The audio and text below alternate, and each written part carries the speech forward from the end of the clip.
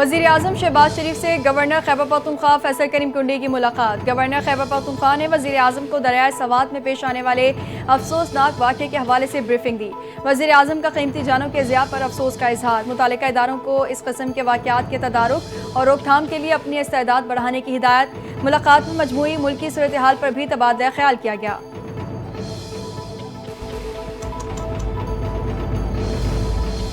मखसूस नशिस्तों से मुतालिक सुप्रीम कोर्ट के फैसले पर अमल दरामद। इलेक्शन कमीशन ने इजाफी मखसूस नशिस्तों पर अरकान की रुकनियत बहाल कर दी। अरकान की मअतली का नोटिफिकेशन वापस ले लिया गया। इलेक्शन कमीशन की जानिब से 74 मखसूस नशिस्तों की बहाली। कौमी असम्बली की 19, खैबर पख्तूनख्वा असम्बली की 25, पंजाब असम्बली की 27 और सिंध असम्बली की 3 नशिस्तें बहाल।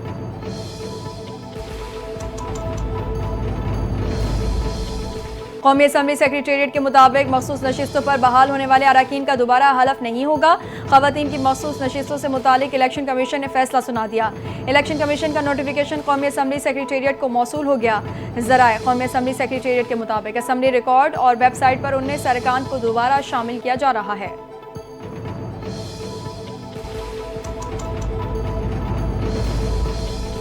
मखसूस नशिस्तों का फैसला पाकिस्तान की सियासी तारीख का बदनुमा दाग है जो पूरी रियासत और इदारों पर लग चुका है। हर फोरम पर जमहूरियत की बहाली के लिए लड़ेंगे। वज़ीर आला खैबर पख्तूनख्वा अली अमीन गंडापुर की प्रेस कॉन्फ्रेंस। कहा 26वीं आईनी तरमीम अदलिया पर एक हमला है। जब तक तरमीम वापस नहीं लेते अदलिया कैद रहेगी। खैबर पख्तूनख्वा में गवर्नर राज लगाना है तो शौक पूरा कर लें। चैलेंज करता हूँ, अगर हमारी हुकूमत गिरा सके तो सियासत छोड़ दूंगा। बानी पीचाई की तहरीक जोरों शोर से जारी रहेगी।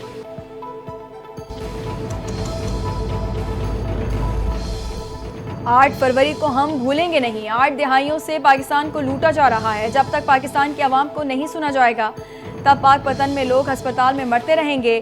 सलमान अकरम राजा की पार्टी रहनुमा के हमरा न्यूज़ कॉन्फ्रेंस। कहा, यह जंग हुकूक की जंग है। हम बानी पीचाई की जंग लड़ेंगे और जीत हमारा मुकद्दर होगी। बैरिस्टर गौहर कहते हैं, बानी पीचाई जिस तहरीक का ऐलान करेंगे उसे भरपूर अंदाज में चलाएंगे। बानी ने कहा है, मुज़ाकरात ज़रूर होने चाहिए।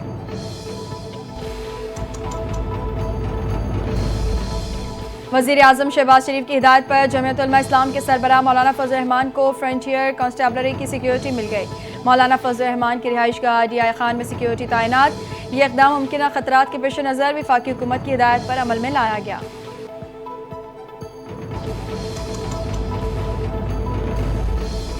असलहा और शराब बरामदगी केस में अली अमीन गंडापुर के नाकाबिले ज़मानत वारंट गिरफ्तारी जारी हो गए। सीनियर सिविल जज इस्लामाबाद की अदालत में अली अमीन गंडापुर की हाजिरी से इस्तिस्नाक की दरख्वास्त मुस्तरद कर दी गई। अदम हाजिरी पर 342 का बयान भी जमा न करवाया जा सका। मुलजिम की मुसलसल गैर हाजिरी अदालती अमल में रुकावट है। अदालत का इजहार बरहमी। केस की मजीद समाअत 19 जुलाई तक मुलतवी कर दी गई।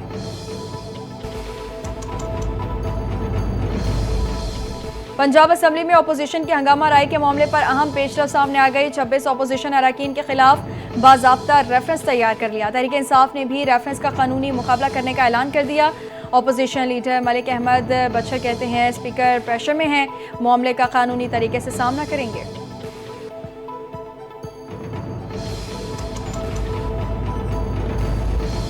भारत पाकिस्तान का सामना करने से एक मरतबा फिर राह फरार अख्तियार कर गया। चीन में शंघाई ताउन तंजीम के वज़ारती इजलास से भारतीय वज़ीर गैर हाजिर रहे।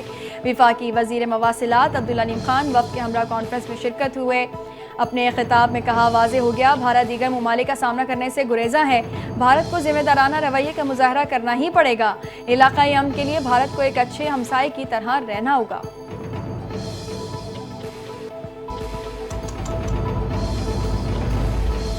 वज़ीर आला पंजाब मरीम नवाज के हिफाजती इक़दाम के बायस दरियाए हेरो में डूबते शख्स को बचा लिया गया।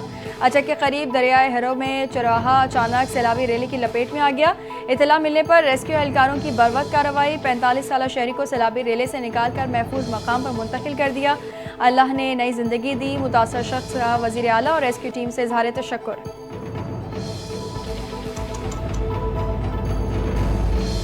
महकमा मौसमियात ने सिंध के मुख्तलिफ इलाकों में आज से बारिश की पेशगोई कर दी। मानसून हवाएं जनूब मशरक़ी इलाकों में दाखिल हो रही हैं। महकमा मौसमियात के मुताबिक थरपारकर, नगर पारकर, मट्ठी और मुल्हिका इलाकों में आज से 5 जुलाई तक बारिश मुतवक्के। कराची में इस दौरान हल्की बारिश और बूंदाबांदी का इम्कान रहेगा। 8 से 11 जुलाई के दौरान कराची में मुतदिल शिद्दत की बारिश हो सकती है।